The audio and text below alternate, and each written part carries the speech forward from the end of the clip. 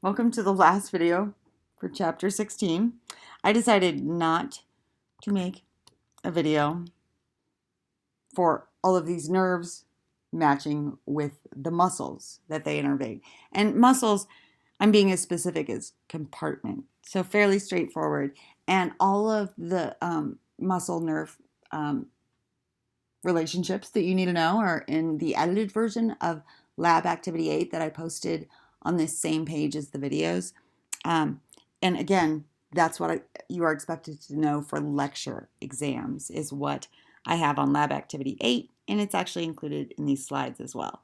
There are a couple things I would like to share with you really quick in these slides. Promise not to be forever. I'm going to choose, whoa, there, flexor retinaculum. This is hopefully more of a reminder that you remember the flexor retinaculum forms part of the carpal tunnel. So if we cut off this hand and looked in cross section, you'd see a row of carpals like that, and this band of connective tissue going across the anterior here of the wrist area, and this would be the carpal tunnel, formed by the carpal bones and that band of connective tissue, the retinaculum. And going through there, you have tendons, flexors of your digits, and also really the key problem, there's also a nerve that runs through that carpal tunnel, the median nerve. And when someone has carpal tunnel syndrome, this nerve is compressed, and that causes a lot of problems. So specifically, oops, sorry. Oh, how many things do I have open? Okay. That can cause, it's not want to go back, does it?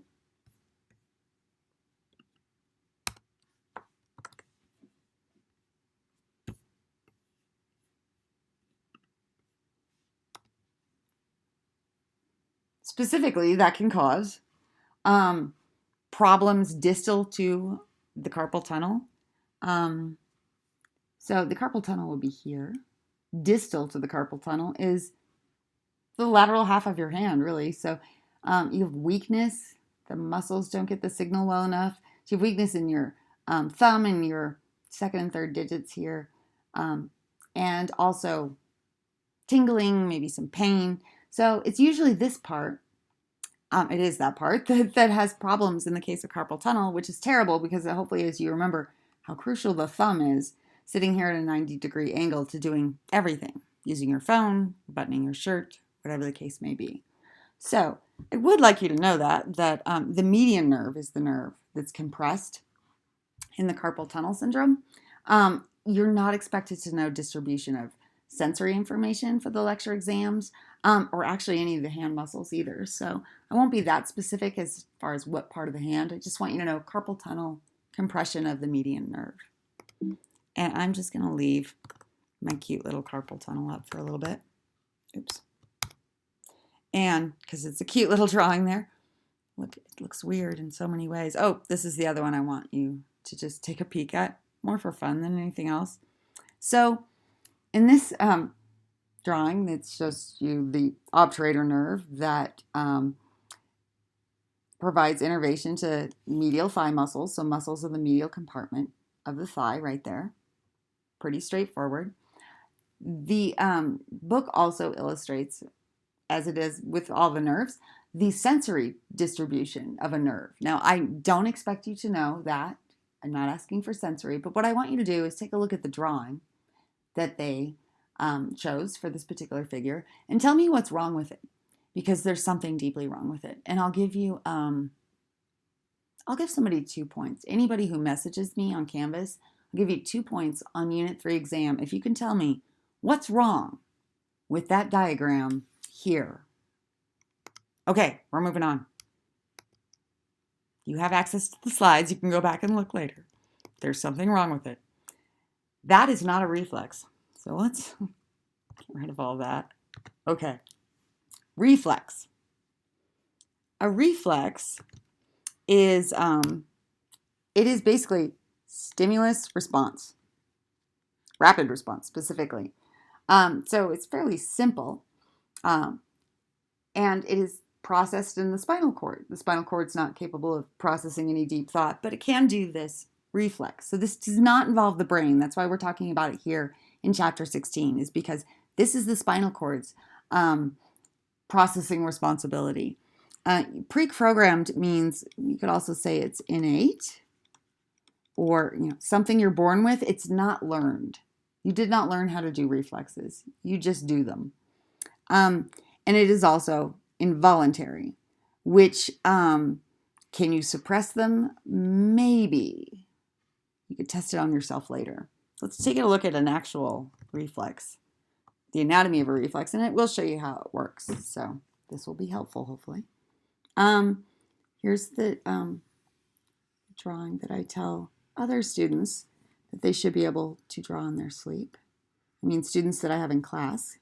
I don't know that I expect you to do much more right now than sleep when you're asleep. So no, you would not have to draw this, but you should be able to identify these major parts that I am drawing. And there's some practice on the quiz. Okay. That's not fantastic, but it's going to work. And then I have to draw my butterfly.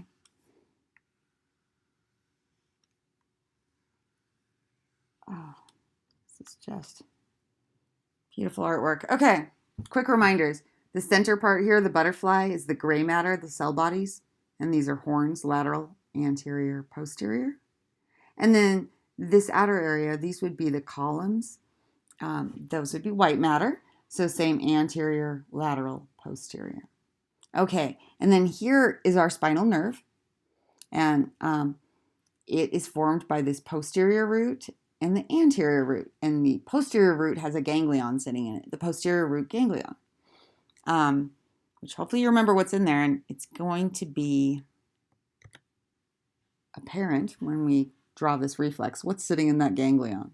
So classic example of a reflex is like a withdrawal reflex. So you withdraw from a noxious, horrible stimulus.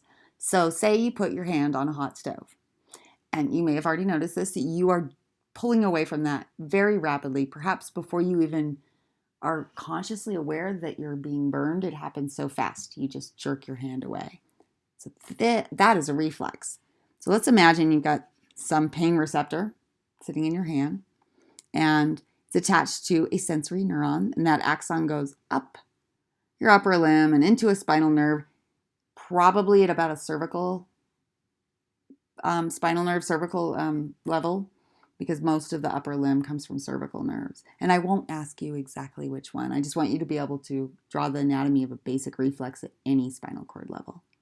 Okay, so the axon continues there, and it's going to enter the spinal cord, and that sensory neuron is going to synapse on a neuron in the posterior horn.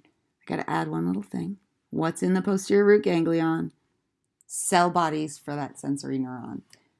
Okay, there's several cell bodies in there. I've only drawn one neuron. There would be like plenty, a million. Now, that sensory neuron synapses on another neuron. Here's our next neuron in the chain. And that neuron is going to carry information down here to the anterior horn. So I'm going to pause for a minute and tell you what that neuron is. This one is what we call an interneuron. We haven't talked much about them since the beginning of this unit. Interneurons are neither sensory nor motor. They're within the CNS. They don't leave the brain or the spinal cord. So that one doesn't leave the spinal cord. It's an interneuron. And it's carrying this information from the sensory neuron, and it's carrying it down here to the anterior horn. So what's in the anterior horn? A cell body, because it's gray matter, and a cell body of a neuron that's going to exit through the anterior root, go into the spinal nerve, and then it's going to go down and synapse on a muscle. So this, hopefully, you're aware, is a motor neuron. Because motor neurons start in the anterior horn, their axons go through the anterior root to the spinal nerve and out to the body. So these are our three neurons involved in a reflex, sometimes called a reflex arc, because you can see it makes an arc around the spinal cord section. So this is I did not label this, but oops. I want the arrow to go farther down to the actual neuron, not the posterior root. The sensory neuron is in the posterior root. Oops, you know why. Sensory neuron in the posterior root. So that's your reflex. And again, this is just the spinal cord processing a reaction to a stimulus. So the stimulus is gathered by the sensory neuron, and then the processing occurs here in the interneuron. And then the motor neuron is how you send the response to your muscle. And your muscle is going to contract, and you're going to pull your hand away from that stove.